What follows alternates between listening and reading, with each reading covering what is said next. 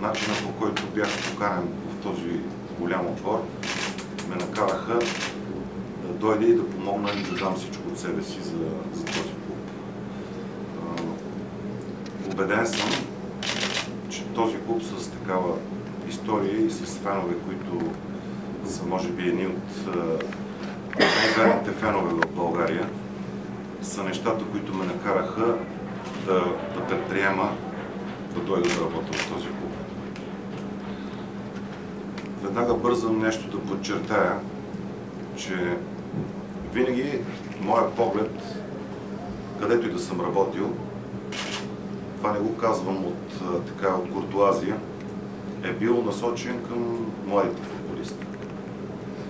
Сегашната стратегия, идвайки тук в този отбор, е също така наред с опитните хора, които ще се върнат, мога да кажа, в къщи, защото това са хора, които действително се чувстват като в дома си, връщайки се в Локомотив Пловдив.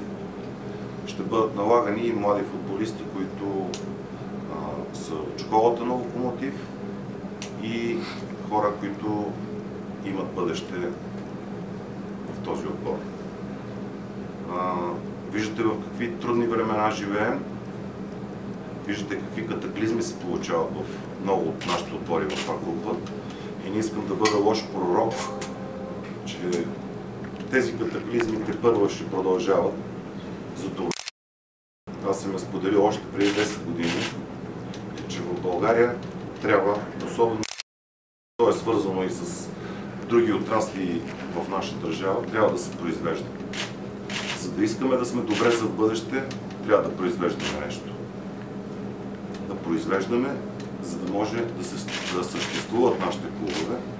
Така че идеята ми е свързана с това, наред с успехите, които ще гоним в този отбор, да произвеждаме млади футболисти, за да може, независимо колко време съм в този отбор, никога след себе си не съм оставил поток.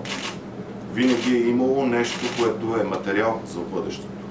Така че много ще държа на това. Разговарял съм с Константин Динев по този въпрос.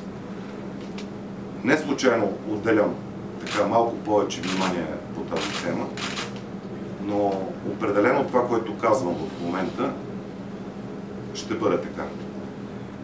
Радвам се, че в отбора се връщат обичани футболисти като Здравко Лазаров, като Мартин Кандуров, които всички в Пловдив обичат, и съм убеден, че тези момчета в малко напреднала възраст вече ще помогнат много на отбора. Всичко става малко изненадващо и до последния момент аз не съм човек, който обича да работи нещата да стават в последния момент. Малко закъсняваме, имаме някои организационни проблеми, но съм убеден, че това бързо ще се оправи. Като в отбора ще пристигнат и други футболисти и мисля, че ни трябва, времето ни притиска, но един кратък период всичко да влезе в ритъм, както трябва. Също така към отбора още от днес се присъединява и Русман Хуан, който е бивш футболист миналия сезон от игра в Ботев Враца. Също така ще се присъединят и на лагера в Банско футболисти и нови футболисти, както и футболисти, които ще дойдат на проби.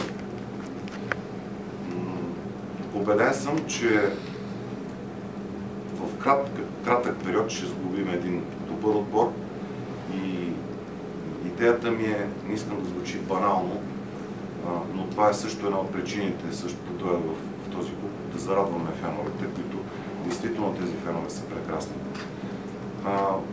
Мога съвсем отговорно да споделя пред всички вас,